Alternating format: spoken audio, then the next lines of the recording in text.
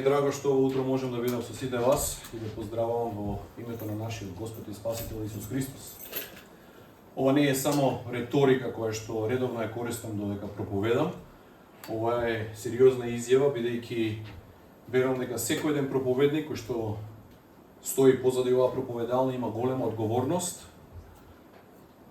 во поминување одредено време со Светото Писмо, во молитва, во една борба со она што Светото Писмо ни го кажува. И на крајот резултатот е благослов од Господ Исус Христос. Бидејќи јас тој благослов го имам доживеано на еден посебен начин, со таа домашна задача што би ние би кажале, сакам да ја пренесам тука со вас. Така да, чест и привилегија ми е да можам тоа да го споделам со вас. Темата за оваа проповед денеска ќе биде да бидеме во чекор со Духот. Имате го тоа во позадина на вашите мисли, бидејќи ќе дојдеме до тој момент. Значи ќе повторам. Иако го ќе разговараме за природата на плодот на Духот Свети, во суштина ние ќе разгледуваме што значи тоа да се биде во чекор со Духот. Но пред да завлеземе малце подлабоко да ви кажеме една приказна. Си бил еден човек, или понаше кажано еден кучкар. И тој човек заработувал пари со тоа што ги давал своите кучи. Значи имал црно куче и имал и бело куче. Луѓето ќе се собереле, ќе се обложеле на кое куче мислеле дека ќе победи, но интересна работа е што секогаш овој кучкар победувал. И никој не знаел кога црното куче ќе победи, кога белото куче ќе победи. Едноставно не знае. И така со денови, недели, месеци, овој кучкар заработувал добра пара. По едно време дошол еден од тие обложувачи, што се обложувале и го прашал, вика, извини да те прашам нешто. Како тоа никој од нас не може да победи, вика, во тоа обложување? Вика, само ти победуваш. Не, вика. Тоа е тајна. Добро, вика, што е тајната, вика? Ај кажи ми, вика. Па вика вака, вика. Ако сакам црното куче да победи, вика, на белото куче не му давам храна. И тоа ќе ослабе, црното ќе победи. Ако сакам белото куче да победи, црното не го хранам. Црното ќе ослаби, белото ќе победи. И па тоа е моја лична волја. Како сакам по моја лична волја. Желба. Исто така имате оваа приказна, бидејќи ќе дојдеме до тој момент во Галатјаните каде што Павле говори за делата на телото и плодот на Духот. Но пред да продолжиме би сакал еден мал увод до писмото до Галатјаните. Знаете, Галатјаните е интересно писмо. Тоа е писмо испратено до повеќе цркви во областа Галатија, или денеска тоа е Турска, кажеме. И црквите во Галатија се всушност едно од првите плод на едно од првите мисиски патувања на апостолот Павле. Галатјаните се интересна група на луѓе кои што таму негде во 4 век пред Христа, од негде од средината на рекава Дунав, тоа биле овие Галии, се преселиле во таа област таму. Интересна групација на луѓе. Подоцна нормално биле покорени од Римското царство и други работи. И Павле доаѓа во тоа место таму да евангелизира, да воспостави црква. И воспоставува црква. Интересно. Но едно од проблемите кои што се појавува во првата црква, во раната црква, е проблемот со обрезанието. Значи, ние имаме во Ерусалим, во Јудеја и во Галилеја евреи кои што се сега христијани, но се уште тие христијани го почитуваат Стариот Завет, законот за обрезание, или ние би рекле по нашински сунет. Значи, на 8-миот ден секое машко дете да биде обрезано. И тоа нешто е дадено како ветување на Авраам, таткото на еврејската нација. Тоа подоцна доаѓа во Мојсеевиот закон и тоа е правило. Нема отстапување од таа работа. И сега, христијанството се шири, еврејските христијани нормално си почитуваат своја традиција, своја култура, свој социолошки, економски и политички маневрирања, но од друга страна и се христијани го препознаваат Исус Христос како нивни Господ и Спасител, како Месија. Од друга страна пак, христијаните од делот на Антиохија или овој дел на Галатија што ние го говориме, не се евреи. Тие пак се пагани. Така барем ги нарекуваат. Тие живеат во елинистичка култура, си имаат свој начин на живење, си имаат свој пагански живот на живење или ритуали на боговите на грчко-римската култна диетизам, пантеон, и они се живеат така. И сега наеднаш они го прифаќаат Исус Христос како нивни спасител и живеат како христијани. Се појавува еден проблем. Како тоа има христијани кои што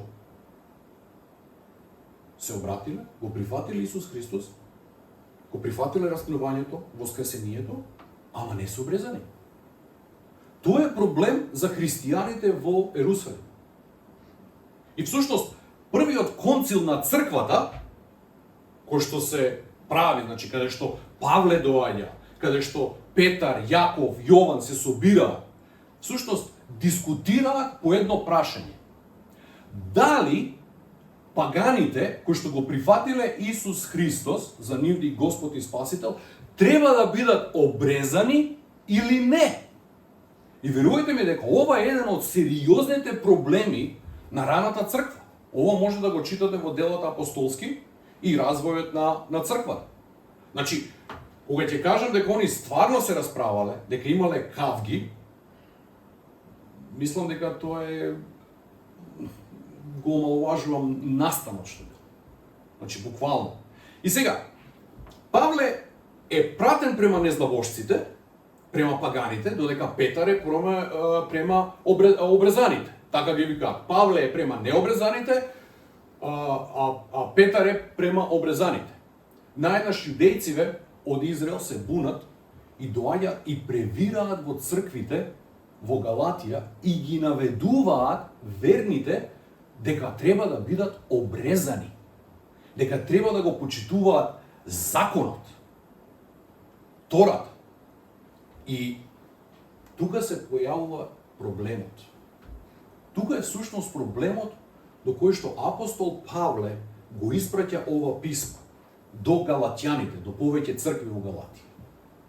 Тоа е еден од проблемите. И Павле, ако гледате, ова е, да кажеме, еден АБЦ буквар за сотериологија и христологија. Значи, ние кога евангелизираме, нели, и сакаме да ја споделиме нашата вера со верните, да им кажеме пошто сме ние спасени, дека ова е букварот.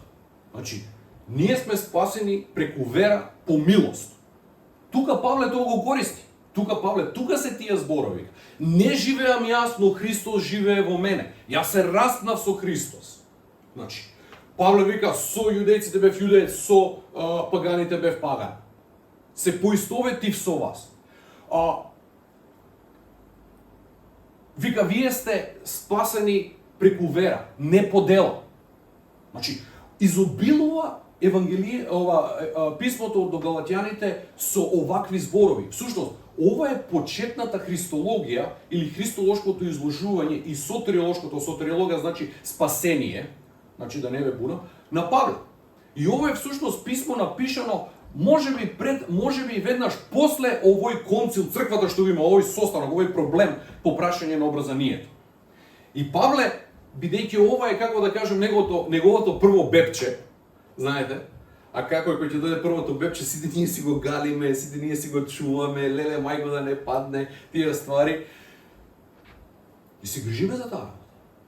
И Павле уште на почетокот кога го отвара ова писмо, кажува: "О, луди галатјани! О, неразумни галатјани! Кој ве заведе? Кој ве острани? Кој ви ги тури тие идеи во памет? Зарем јас работев залудно кај вас? Зарем јас залудно ви ја прокламирав радосната вест за Христос, за распнатиот Христос кој ве ослободи од вашите гревови?" И сега најдеш се појавуваат некои јудејци и ве заведуваат повторно да се вратите на некој закон. И вика, во Христос ниту образованието, ниту необразованието значи нешто. Тоа е едната група на луѓе кои што правеле проблеми во галатските цркви.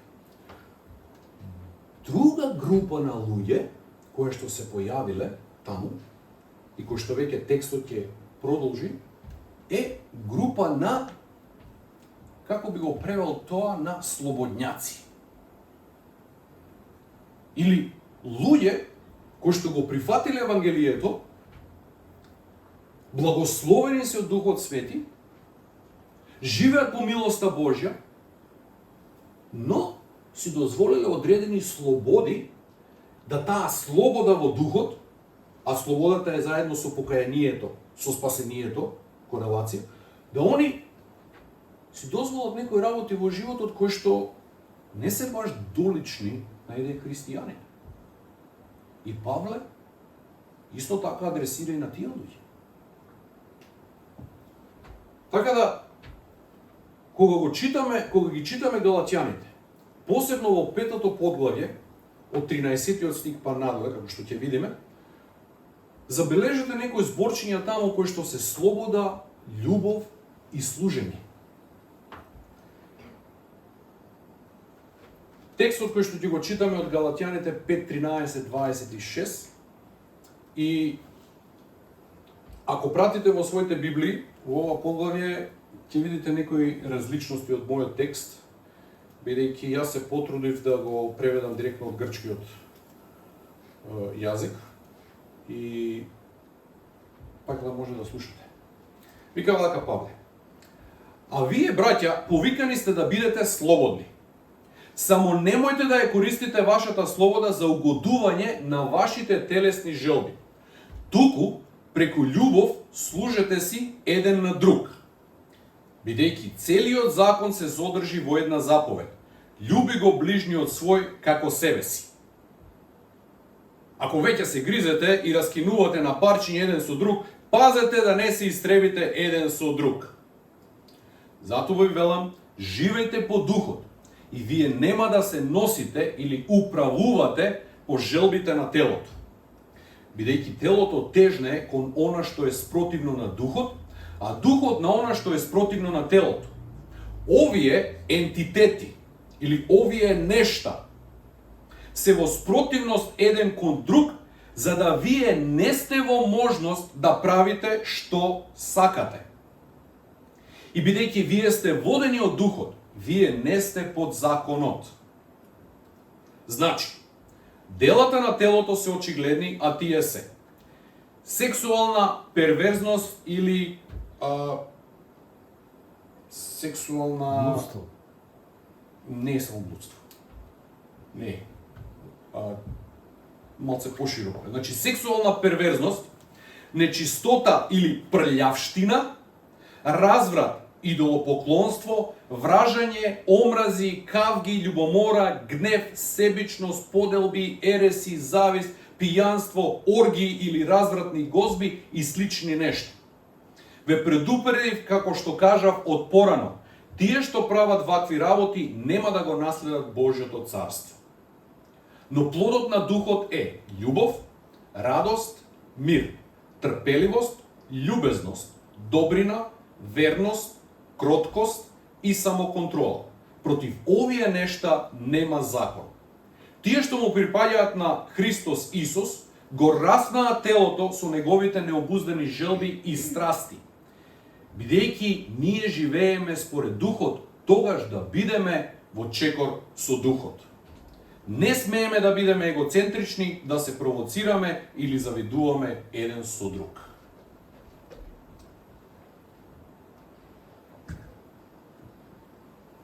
До 5-то поглавје Павле изложува една теологија.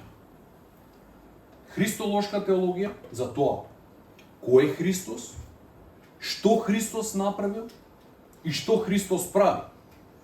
Тука е уклучена и спасителната работа на Исус Христос. Павле со неговото божествено обраќање на патот према Дамаск, кога Исус Христос му се објавува, он добива една целосна промена на животот или целосна парадигма, промена на неговата парадигма, на неговото размислување. Значи Павле во Галатјаните кажува: јас, ако мене ме рачунате, јас не сум повикан од никој, од човек или од тело. Јас сум повикан од Господ. И вика, ако правиме муавет веќе да се надменуваме за кој е поголем фарисеј, тука ми нема рамен мене, вика. Самиот Павле кажа во таа работа.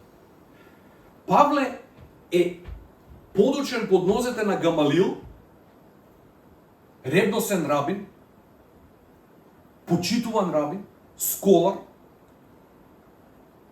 И Павле во тој второзаконски завет, рабински завет, второзаконски темпол. Second Temple, второ завет. Теологијата на вториот храм. Теологијата на вториот храм, фала пуно Живко. Он напредува во тие работи. И сега најнаш кога Павле се обраќа, него парадигмата му се менува и он целиот Стар Завет, целата Тора или Танака, викам, он ја интерпретира сега христолошки. Него му се објавени работи. И затоа он е толку бодар, он е толку храбар кога говори за Христос, неговото расплување, воскресение и живот. И тука нема сомнеш по тоа прашање. Колку Павле е ревносен за таа работа. Колку што бил ревносен да биде евреин, рабин, толку е сега ревносен да биде христијанин. И кога вие работи се случуваат кај неговите чеда, како што Павле ги нарекува тука, деца мои, тој не може да седи мирен. Едноставно не може.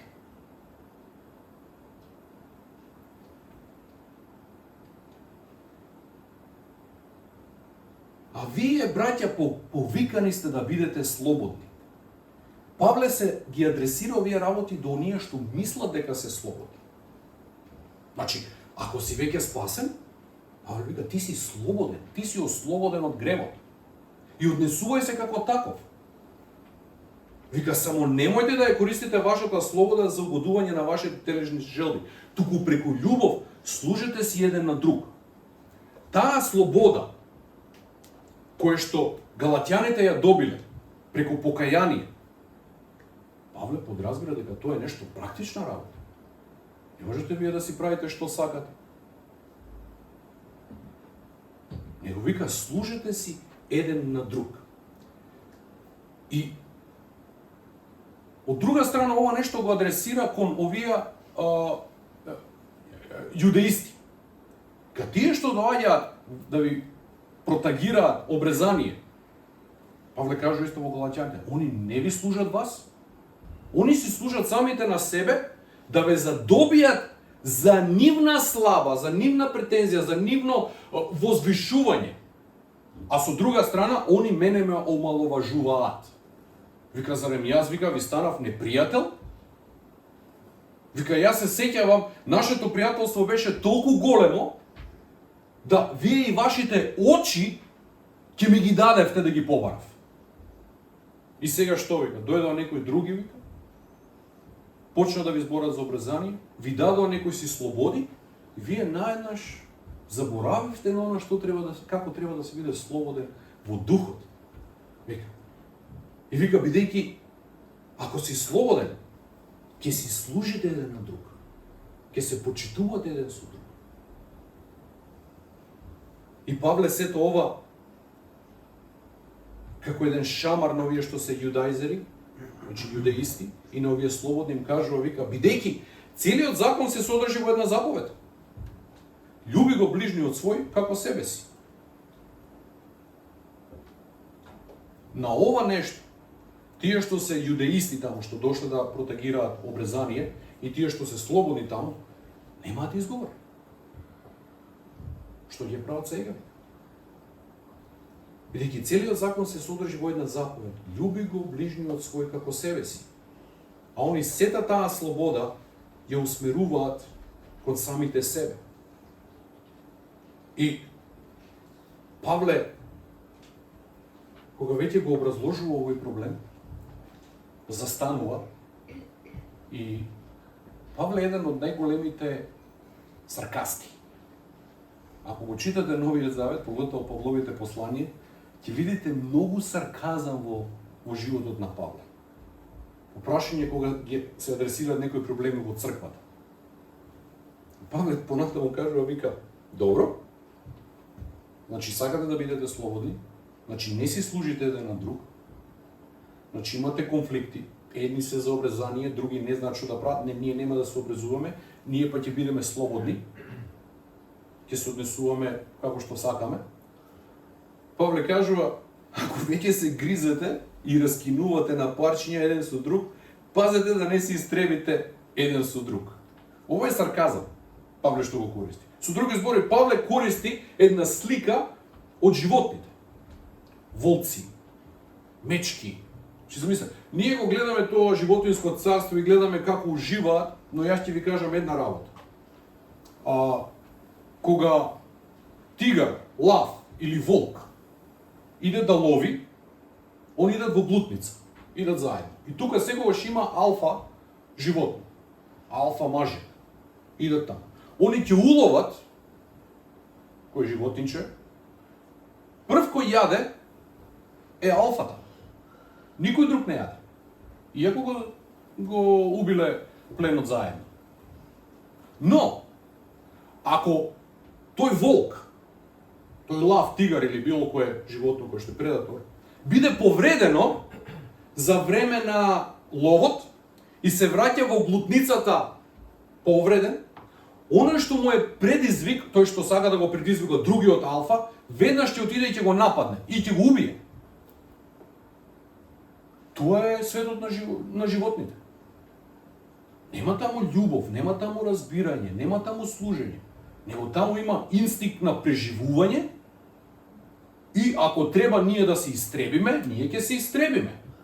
И затоа Павле вика, ако веќе се гризете и раскинувате на парчиња, како тој животински свет таму, се спаѓате на ниво на животни, вика, па барем добро пазете да не се истребите еден со друг. Но ово е тој сарказам, не дека ова се случувало, Павле само ги предупредува галатјаните. И Павле кажува во следниот стих вика, затоа ви велам, живеете по духот. И вие нема да се носите или управувате по желбите на телото. Знаете, целото ова пето подглавје е полно со глаголи. Да не ве гнјавам сега со екзегеза, да ви објаснувам, но навистина е полно со глаголи. Не знам кој глагол да го искористам тук. Тој е проповед само за себе. Поминуваме синоптички кроз ова подглавје да дојдеме до тој момент каде што насловот на оваа тема да бидеме во чекор со духот. Затоа ви велам, живете по духот и вие нема да се носите, управувате по желбите на телото. Павле тука предпоставува и знае дека галатјаните всушност и живеат по духот. Павле само нагласува кои би биле последиците, подлабоките последици доколку продолжите да живеете во телото. И вика, ако живеете по духот, нормално вика, желбите на телото нема да го управуваат, да ве насочуваат. Буквално се користи тука како раудер, како беше на продот, кормило. Значи. И Павле едноставно објаснува и доаѓа до еден момент вика, бидејќи телото тежно е кон она што е спротивно на духот, а духот на она што е спротивно на телото. И вика, овие ентитети, овие нешта, значи телото и духот, вика, се во спротивност еден кон друг, за да вие не сте во можност да правите што сакате. Тука веќе Павле ја започнува својата етичка дилема. Значи, он својата теологија ја образложи. Че тука веќе не е прашање дали спасението доаѓа по вера во Исус Христос. Не е тука веќе прашање. Тоа е решена работа. Решено е дека џабе ви е на вас, дали ќе се обрезете или не, џабе ви е на вас. Ништо не му значи тоа на Исус Христос. Ништо. Да бидеме на чисто. Но сега, да видиме како вие разбирате слободата. Ви објаснив што значи да се биде слободен. Слободен значи да се служи еден на друг. Но Павле иде понатаму и прави една компарација помеѓу духот и телото. И ова не е нешто ново, кое што Павле го објаснува своевремено. Значи, оваа проблематика на дуализам, значи, или проблематика на телото и на духот, се провејува низ грчките класична литература. Значи, Аристотел си пишува во својата Никомахова етика, Фило од Александрија, еврејскиот прв филозоф, исто така пишува, Плато и многу други. И Павле исто така се надоврзува на оваа работа. Вика, бидејќи телото тежне кон она што е спротивно на духот, а духот на она што е спротивно на телото. И тој многу јасно Павле кога ги кажува овие работи. Јасно ми е на Галатјаните. Но вика, овие ентитети се во спротивност еден кон друг. За да вие, вика, не сте во можност да правите што сакате. Значи, етиката која Павле ја носи тука е базирана на неговата теологија. И кога ги читате посланијата на апостолот Павле, најчесто апостолот Павле во првиот дел од неговото послание ја изложува теологијата. После тоа Павле ја представува етиката и моралот и веќе веднаш после тоа ги покажува практичните работи на таа етика и морал. И затоа Павле тука е различен од грчката литература, која што се уште се соочува со вредностите кои што ќе ги видиме подоцна. Бидејќи, вика, овие ентитети се спротивни еден на друг. Ако го правиш ова дефинитивно ќе биде спротивно на ова. Значи, ако живееш по тело, не можеш да кажеш дека живееш по дух. Ако живееш по дух, не можеш да кажеш дека живееш во тело. И вика, за да вие не сте во можност да правите што сакате. Значи, не можеш да жонглираш, што би рекле ние по македонски. Да, јас живеам по дух, ама телото е видливо. Не си те гледал.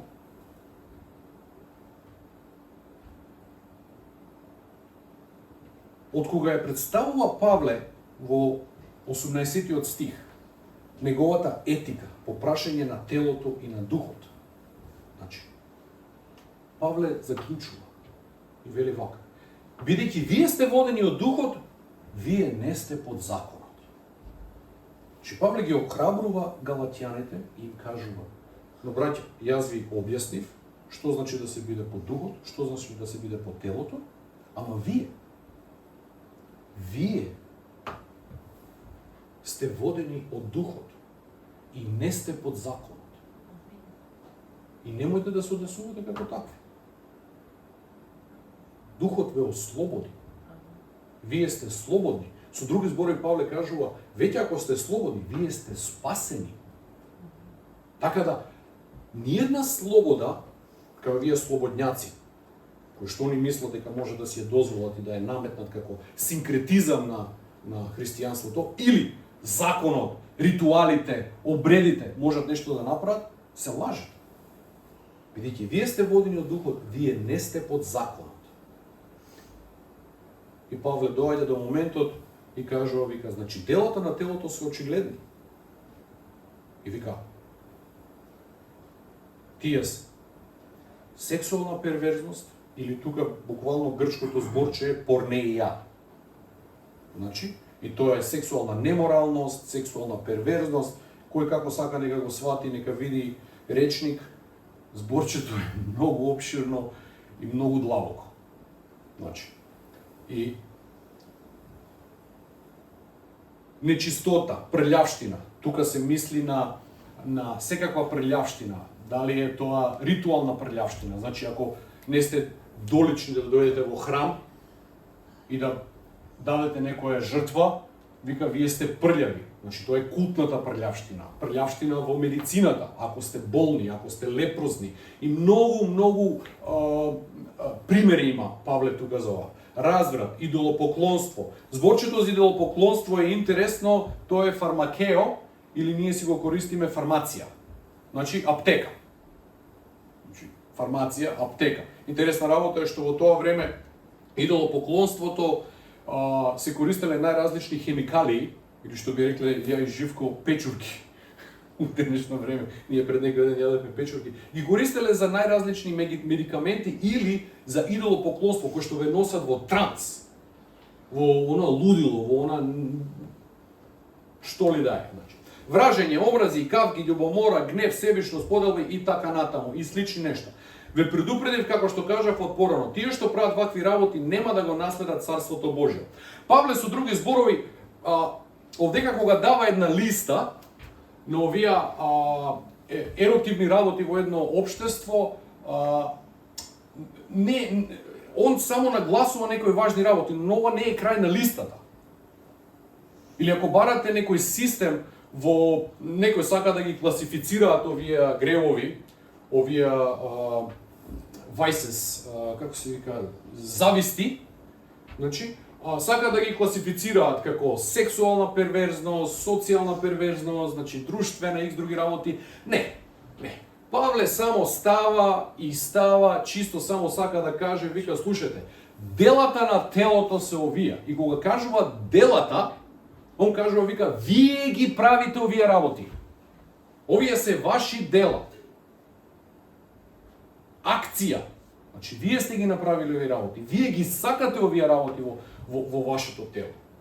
И вика, нормално, за ваквите работи, за ваквите луѓе кои што прават вакви работи, нема да го наследат Царството Божјо.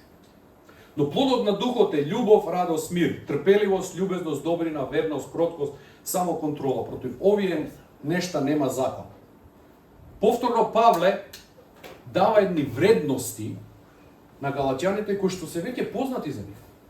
Тоа не е нешто ново кое што Павле го кажува во галатјаните. Ова е многу познато на грчката литература или грчката митологија. Секој од грците, почнувајќи од Аристотел, значи, тежнел по овие вредности. И они го пишуваат тоа.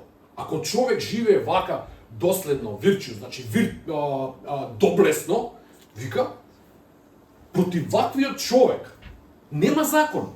Не можеш да ставиш закон на љубовта. Не можеш да ставиш закон на добротата, на долготрпеливост, на кроткост. Не можеш да ставиш закон. И тоа е нешто познато. И Павле го кажува оно што веќе е да и амен на галатјаните. Но зошто Павле го кажува? Дали Павле тука открива, што би рекле ние, топла вода, или чисто само им кажува? Не.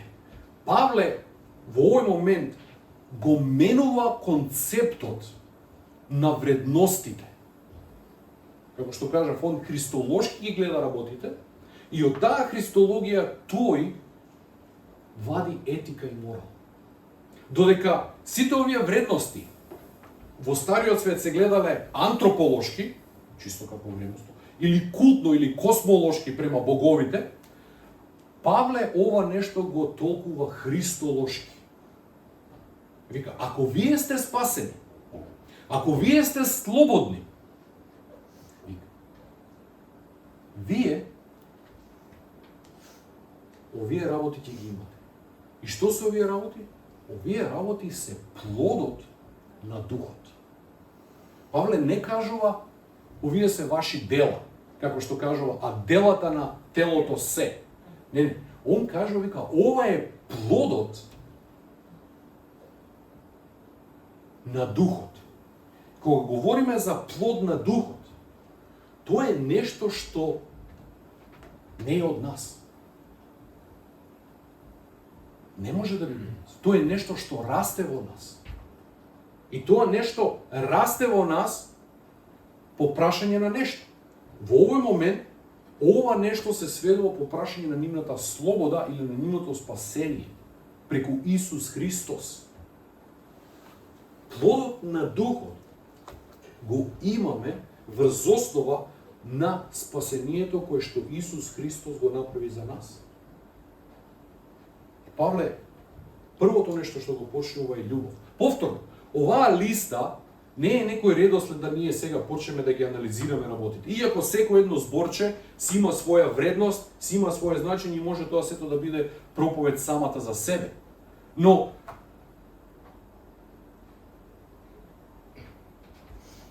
вика вака, тие што му припаѓаат на Христос Исус го раснаа телото со неговите необуздани желби и страсти. Павле кажува, ако му припаѓате на Исус Христос, не можете да кажете дека живеете во тело. Јас умрев за моето тело. Тоа што сега живеам во тело, Павле кажува понатаму, живеам по вера. И плодот на Духот треба да се манифестира во нас. Но тој плод на Духот за што е? Тоа е за тука, за црквата.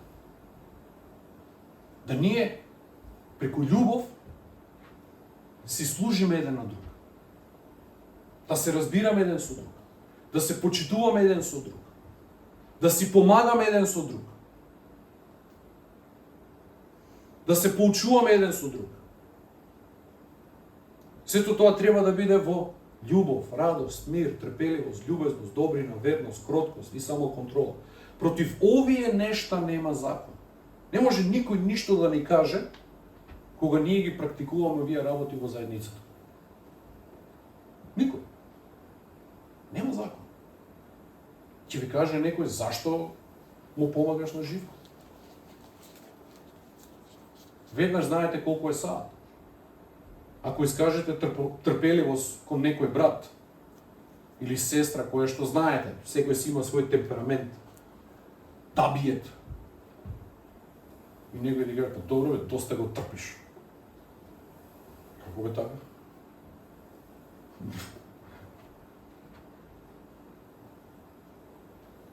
Љубезност. Ако сакате да осетите љубезност, дојдете во Америка. Понекогаш мислам таму дека има екстремна љубезност. Таму секој човек, дојдете во црква, дојдете во Walmart, hi, how you doing? How you doing? Одма муавет нешто, мислите муавет ќе направи. Осмех до тука. А ние балканците кои ќе дојдеме таму, што е на овој? Види го каков е. Викам, дај да ги пратам малце тука луѓе од Америка. Па не, тука доаѓам, сите некои погледи ми даваат, све нешто намќури. Викам, Крив си што си жив. Крив си што си жив, замисли. И интересна работа. Баш така е, мислам. Добро, вчера, завчера еден имаше право. Јас не знам дека ги направило лицеви едносмерни. Значи, кај универзална сала, тоа е се едносмерна улица. И јас си возам со моторот, овој од таму, брат, ме пресеча, ама еден поглед што ми даде, ја го гледам, чека, овој или ме мрзи, или ме знае, или брат на овој цел свет му паднал на грб. И добро, поминавме и јас само викам, не, ова е некој знак, викам. И го гледам, значи, ово едносмерна улица. Добро. И ги барам знациве за да се вратам повторно на колосек. Бидејќи ние живееме според Духот, тогаш да бидеме во чекор со Духот. Мислам дека е јасно што говорев.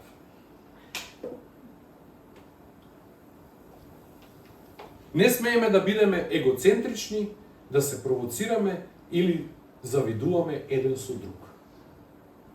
Пораката на апостолот Павле до овие слободњаци, кои што мислеле дека живеат слободен христијански живот, дека може да прават што сака, дека може да го толкуваат она Евангелие кое што Павле им го донесе, дека може да го толкуваат кроз очите на другите кои што им донеле некое друго Евангелие. А Павле на самото послание кажува, вика, ако дојде некој друг и ви даде некое друго Евангелие, нека биде анатема, проклет да биде. Не можете, вика така, браќа и сестри, да мислите дека живеете слободно, а да немате љубов, да не си служите еден со друг. И со други зборови, плодот на духот треба да се манифестира во вас и со тоа вие треба да бидете во чекор со Духот Свети. Што значи тоа? Паралелно со Духот. Духот работи. Но што ние ќе правиме по тоа прашање? Дали ние ќе бидеме во чекор со Духот, ќе го живееме тој на вистина слободен живот, на љубов, радост, мир, или ќе бидеме во чекор со телото? И ќе жнееме, Павле подосна во 6-то поглавје кажува, тоа што сте си посеале, тоа ќе си жнеете. Кој жнее во тело, ќе си пожнее смрт. Кој жнее во дух, ќе си посее живот. Многу јасно и гласно Павле си кажува. Тоа е неговото 6-то поглавје, вика, но претходно кажува, вика, ако некој од вас, браќа, сгреши, дојдете вие и како зборчето, коригирајте го. Коригирајте, но во љубов, вика, во понизност, во кроткост и вели, и пазете вие да не паднете во истиот грев. Павле е многу практичен по ова прашање.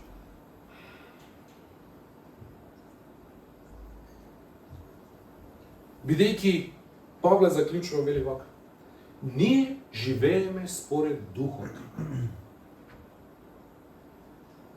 И Павле очекува тоа галатјаните да го прават. Тогаш да бидеме во чекор со Духот. Верувам дека оваа црква живее во чекор со Духот. Дека љубовта, радост, мирот, долготрпеливост, дека тој плод се манифестира помеѓу сите вас. Дека не можеме да си дозволиме таа слобода, да си правиме што си сакаме и да мислиме дека сме христијани.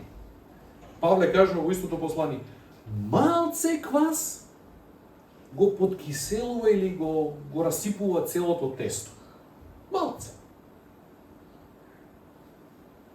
Ние сме распнати со Христос и живееме со Христос во Духот. Не смееме да бидеме егоцентрични, самобендисани.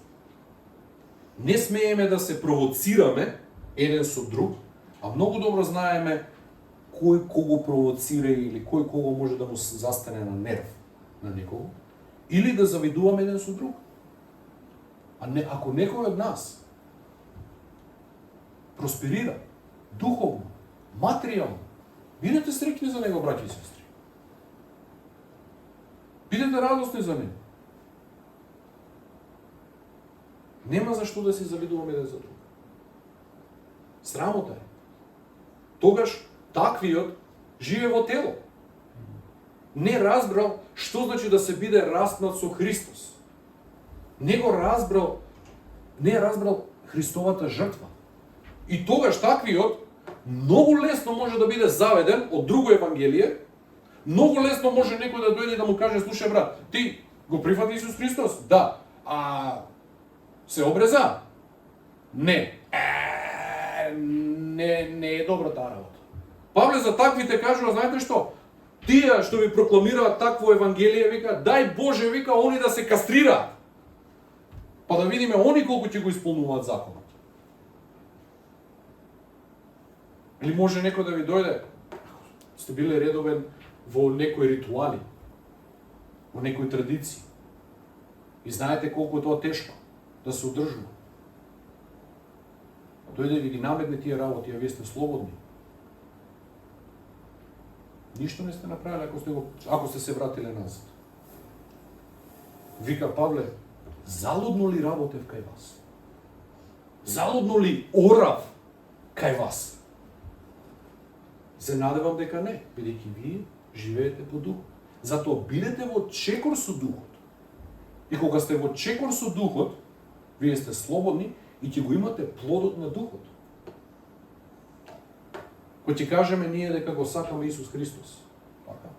Најчесто во Америка знам, Jesus I love you. Исусе те сака. Исусе те сака. И јас имав една дилема по тоа прашање. Колку сме ние во можност да му кажеме на Исус дека го сакаме?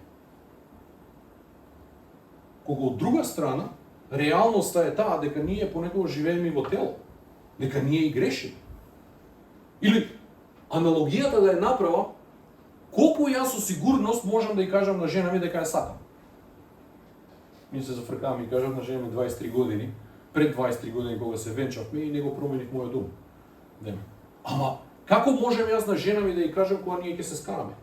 А веруете ми, бракот е интересна, кохезивна, комплексна институција. И кога се караме, најреално да ја кажам на жена, те мразам. Не те сакам. Сега наједнаш наоѓаме една интересна природа во мене. Од една страна ја сакам, од друга страна не ја сакам. Кога се карам. Не можам да ја кажам на жена ми дека ја сакам кога се карам.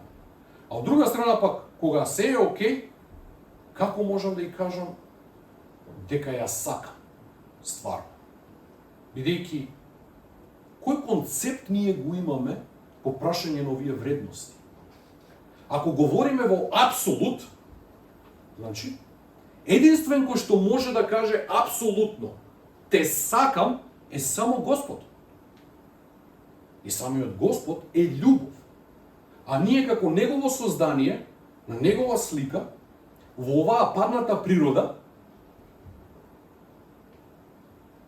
се прашувам, па дали ние сме во можност да кажеме на вистина дали го сакаме Господ или ја сакам жена ми? Кога знам дека има на моменти изгрешам, не знам ни како да му кажам на Господ или на жена. А вика, плодот на духот е љубов. Е, тука е таа работа, браќи и сестри. Кога ние го имаме плодот на духот, духот е тој кој што ни дава, кој што произведува љубов во нас. И со други зборови, правилно да кажеме, семантички можеме да кажеме, дека Господе, научи ме како да те сакам. Бидејќи ние земаме од Господ, примаме од Господ, ние имитираме од Господ таа љубов што ја покажа, и ние учиме од таа работа.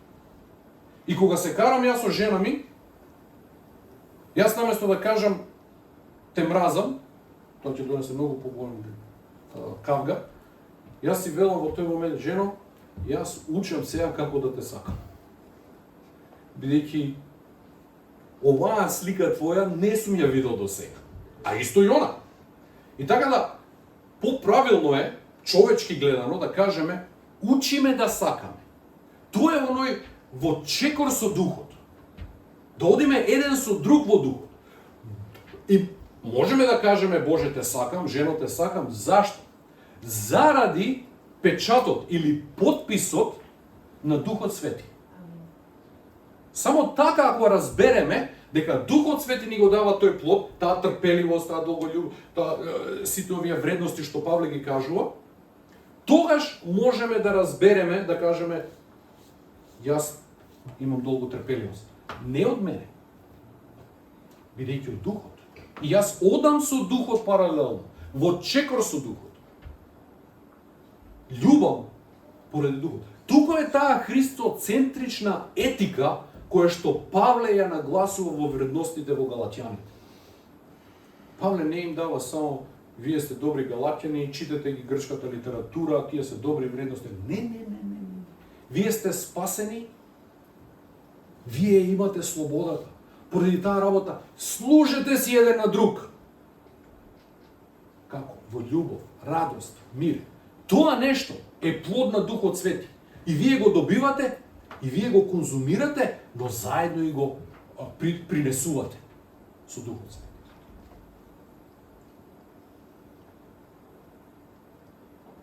Бидејќи ние живееме според Духот, тогаш да бидеме во чекор со Духот. Природата на плодот на Духот е од самиот Дух Свети. Господ нека ни помогне да ја примениме оваа порака во нашите животи, бидејќи е длабока теологија, почетна теологија, бебенцето на Павле, носи длабока етика, но и практика. Се помолиме. Небесен Татко, ти благодарам што можеме да се осврнеме кон Твојот збор, да бидеме охрабрени, да бидеме поучени, да бидеме искарани. Небесен Татко, немој да дозволиш да западнеме во легализам, во кој што ќе мислиме дека спасението има удел во него. Спасението е по Тебе, преку вера. Од друга страна пак, Господе, немој да мислиме дека ако сме спасени и слободни, дека можеме да правиме што сакаме. Етиката на Христос е практична. Да си служиме еден со друг, да си љубиме еден со друг. Добрината, Господе, да биде усмерена кон секој од нас. Со други зборови, должност ние направиме добро. А колку повеќе кон верните наши. Господе, нека ова биде сведоштво за нас, нека ова биде сведоштво за светот. Ти благодарам за се што ни даваш, ти благодарам за се што не ни даваш. Во името на Отецот, Синот и Духот Свети се молиме. Амен. Амен.